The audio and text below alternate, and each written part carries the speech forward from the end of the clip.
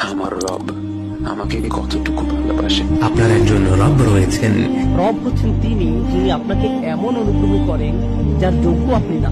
হে রব, এর চাইতে উত্তম আর কি হতে পারে? Sadness is a reality. নিঃসন্দেহে আমি মানুষকে সৃষ্টি করেছি কষ্টের ভিতর। আল্লাহর রহমত থেকে নিরাশ হয় না, তার রহমত থেকে তো একমাত্র কাফেররাই নিরাশ হয়। আমি আল্লাহ, এই সৃষ্টি জগতের রব, তোমাকে বলছি, ইন্না মাআল উসরি ইউসরা, নিশ্চয়ই কষ্টের পাশাপাশি রয়েছে আনন্দ। খারাপ সময়ের পর ভালো সময় আসবেই, দুনিয়াতেও আসবে, আখিরাতেও আসবে। ভরসা রাখতে হবে আল্লাহর উপর।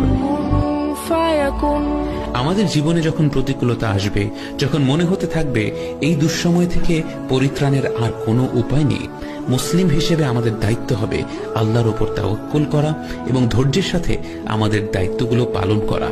সমাধান আমাদের চোখের সামনে না থাকলেও আল্লাহ তাআলার কাছে নিশ্চয়ই আছে। তিনি অবশ্যই আমাদের আক্ষেপগুলো শুনবেন, এর প্রতিদান দিবেন, হয় দুনিয়া এবং আখিরাতে, নয়তো শুধুমাত্র আখিরাতে। আমাদের বিশ্বাস রাখতে হবে আল্লাহ আদেল, কখনো অবিচার করেন না। এবং আমরা যদি দুঃসময়ে ধৈর্য ধরে তার প্রতি কৃতজ্ঞ হতে পারি, তিনি আমাদের এমন ভালো সময় দান করবেন যা কখনোই ফুরিয়ে যাবে না।